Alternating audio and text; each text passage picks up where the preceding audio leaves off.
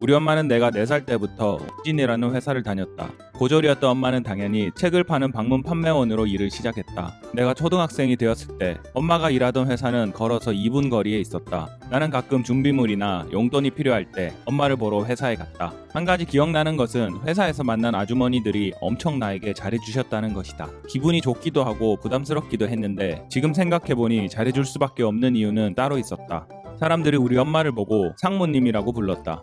32살에 일을 시작해서 10년 만에 상무가 된 우리 엄마. 어릴 땐 잘 몰랐는데 어떻게 그럴 수 있었는지 참 대단하다는 생각이 들었다. 며칠 전 전화로 어떻게 그렇게 되었냐고 물어봤더니 사람 관리를 잘했다며 웃어 넘기셨다. 그래서인지 우리 집에는 언제나 책이 넘쳐났다. 내 방 누나 방 할 것 없이 모든 벽이 책으로 가득 찼으니까 말이다. 잘은 몰라도 책값으로 수백만 원은 썼을 것 같다. 하지만 정말 슬픈 사실은 그 많은 책들을 전혀 읽지 않았다는 것이다. 그 시절에 나는 게임이나 TV 만화가 100배 더 재미있었기 때문이다. 독서가 습관이 되어 있지 않던 나는 중고등학생이 되어서도 대학생이 되어서도 책을 전혀 읽지 않았다. 솔직히 말하면 책을 읽을 이유가 없었다. 내가 궁금한 것은 언제나 인터넷으로 찾을 수 있었고 책보다 재미있는 일은 주변에 넘쳐났기 때문이다. 군대를 전역하고 대학을 복학했을 때 나는 처음으로 인생에 대한 고민을 했다. 사춘기도 없이 컸던 나는 취업, 인생, 행복이라는 큰 과제를 20대가 되어서야 마주하게 된 것이다. 언제나처럼 블로그, 카페, 지식인을 찾아봤지만 내가 원하는 정답은 더 이상 인터넷에선 찾을 수 없었다. 무엇을 해야 할지 몰라서 일단 닥치는 대로 도전하고 경험하며 20대를 보냈다. 많은 것을 배웠고 원하는 직장을 얻었다. 그리고 평범하지만 만족스러운 삶을 살게 되었다. 그렇게 1년, 5년, 10년이 가까운 직장 생활을 하면서 나는 30대 중반이 되었다. 시간이 지날수록 행복하냐? 라는 질문에 나쁘지 않다로 대답하는 나를 발견했다. 무엇이 문제일까? 취업, 인생, 행복으로 고민하던 20대를 누구보다 치열하게 보냈고 만족스러운 삶을 산다고 생각했는데 30대가 된 지금도 여전히 직장, 인생, 행복으로 고민하는 나를 발견했다. 내가 더 이상 할 수 있는 게 뭐가 있을까? 스스로 정답을 찾을 수 없었던 나는 지푸라기라도 잡는 심정으로 책을 읽기로 결심했다. 어릴 적 내 방벽을 도배했던 수백 권의 책도 손대지 않았는데 이제는 다른 방법이 더 이상 떠오르지 않았다. 2020년 8월 19일 나는 인생을 바꾸기 위해서 책을 읽기 시작했다. 간절히 원하는 것이 생기니까 어렵고 지루하게 느껴졌던 책이 달라 보였다. 한 권, 두 권.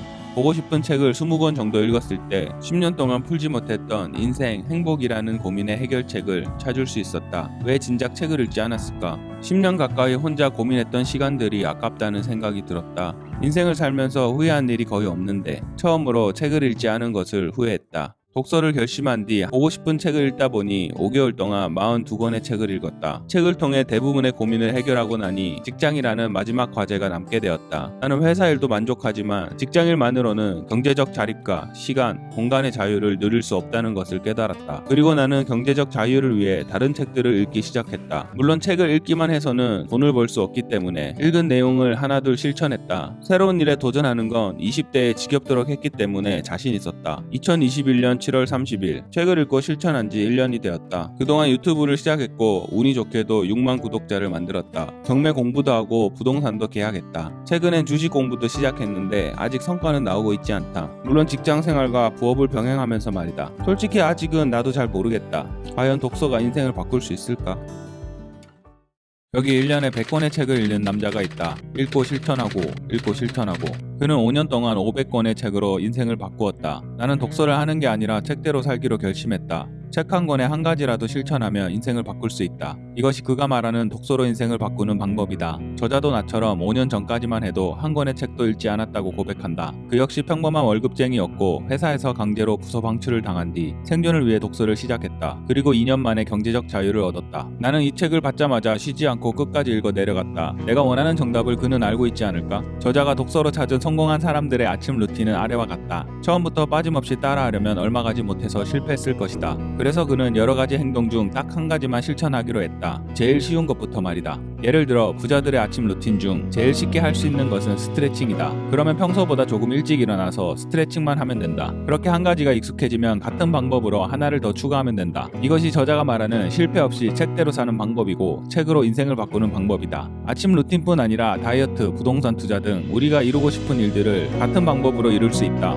열심히 살아도 당신의 삶이 나아지지 않는다면 어떻게 독서로 인생을 바꿀 수 있는지 궁금하다면 저자의 이야기를 한번 들어보는 건 어떨까? 16년차 월급쟁이 인생이 2년 만에 경제적 자유를 얻은 실천 독서법 독서부자 낙순물. 내가 이 책을 읽으며 가장 좋았던 건 지은이가 500권 이상의 책을 읽으며 알게 된 보물 같은 책들을 소개해준다는 것이다. 나는 총 12권의 책을 메모했는데 5년이 넘는 그의 독서 인생 요약본을 받은 것 같아서 기분이 좋았다. 누군가의 경험을 레버리지 할 수 있다는 것, 그것으로 나의 시간을 아낄 수 있다는 것, 이것이 우리가 진짜 책을 읽어야 할 이유가 아닐까. 인생의 지름길 쇼컷.